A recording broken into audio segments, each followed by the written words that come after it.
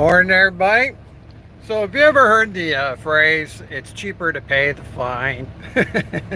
you know, businesses, yeah, it's pretty simple. It's have more money at the end of the month than you started at the beginning of the month. Have a profit. And a lot of times when you see bad actors, um, yeah, and you're like, why does a company, deliberately break the law, for example, or you know, doesn't care if there's a fine.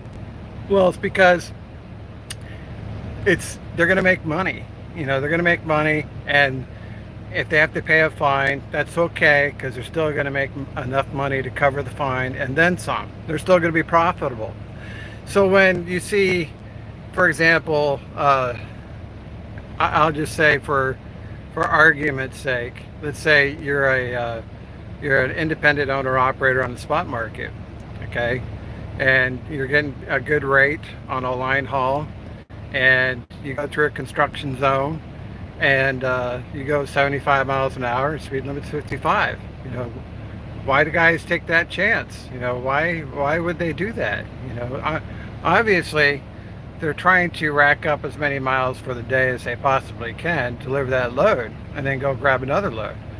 Okay, well, everybody, every driver out there wants to, make as much money as they can, but, some drivers are not willing to pay the fine, and other drivers are. They're like, it's cheaper to pay the fine than it is to be in compliance, and I think this is something where there's a lack of enforcement, especially in construction zones, and even with four wheelers. The four wheelers are worse than the truck drivers, but there are some bad truck drivers, and they're willing to pay the fine if there even is a fine. Oftentimes there's not.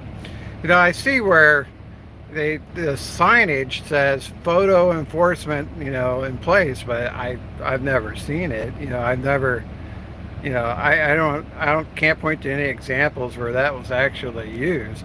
I think technology is available that every speeder could be issued a ticket, every single one of them, and if they did, then perhaps the ones who are following the law could have their taxes lowered. Here we are having to pay heavy highway use tax, okay? You're following the law, you're doing everything you're supposed to do, and then the government keeps coming back to you to tax you more and more. Are the roads maybe getting better? Maybe they're not. They could be maintained better. But the government always says that, they don't have enough money, so we need to tax you more. We have to give you a higher fuel tax. We have to give you a heavy use tax. We have to raise your quarterly taxes. We have to raise your income taxes. We have to raise your property taxes. The schools, they want taxes. Your local city, they want tax. Everybody wants taxes. They all want the money. Okay, I get it. The world runs on money. I get it. Doesn't have to run on my money. There's other ways to generate money, and just enforcing traffic rules. Oh my God, you can make a fortune. Just enforce the rules that are on the books. You would have more money than you know what to do with. But they don't do that. It's like, well, can't catch the speeders. Yes, you can. You can catch the speeders. You choose not to. So you want money, go out there and earn it. Go out there and do your job and enforce the speed limit. If you did that, I wouldn't have to pay so much taxes. I see, where there's construction zones, and a lot of times you'll see a state trooper. They'll be at the front of the construction zone. I mean, everyone's behavior is predictable, right? They run as fast as they can all the way up to that construction zone. Then they see the state trooper, and all of a sudden they slow down to 55 miles per hour. This isn't rocket science. You know, human behavior is very predictable. It's extremely predictable, and it can be measured, and it can be controlled. The highway patrol owns the road. If they want to shut the road down, they can. DOT owns the highways, and they put up the construction zones. They determine what the speed limits are.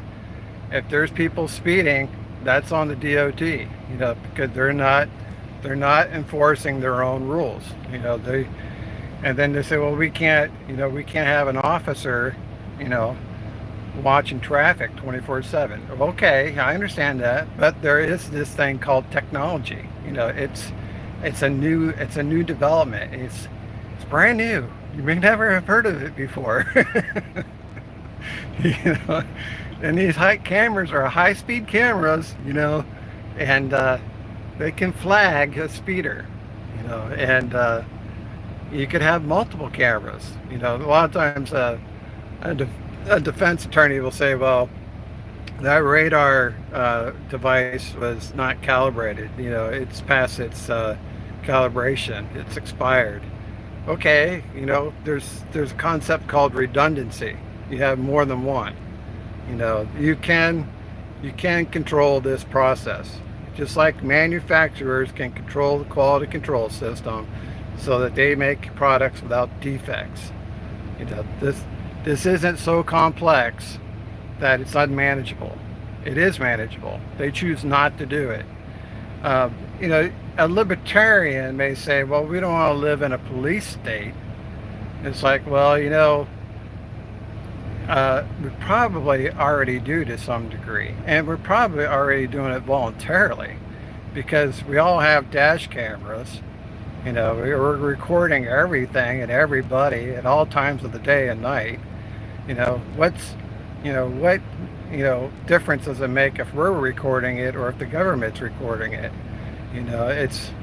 It's bad driving habits. And they don't enforce the laws that they already have on the books. And as long as people think it's cheaper to pay the fine than it is to be in compliance, they're not going to change. Just like the small business that chooses to violate hours of service, they don't care. They're going to make money regardless. So I think if you want to get serious about it, crack down on the speeders, crack down on those that are willfully violating hours of service. Go after the bad actors. Enforce the law. I mean, this is your job, right? This is what you signed up for. Law enforcement. So too much of the times, like, they don't enforce the laws, then they cry they don't have enough money. Well, plenty of money. There's an enormous amount of money. If you were running like a small business, you go out there and you make your money. But as long as it's easier for the government to raise your taxes, it's easier to come after you, the law-abiding citizen, than it is to go after the criminal. It shouldn't be that way, and they should use technology.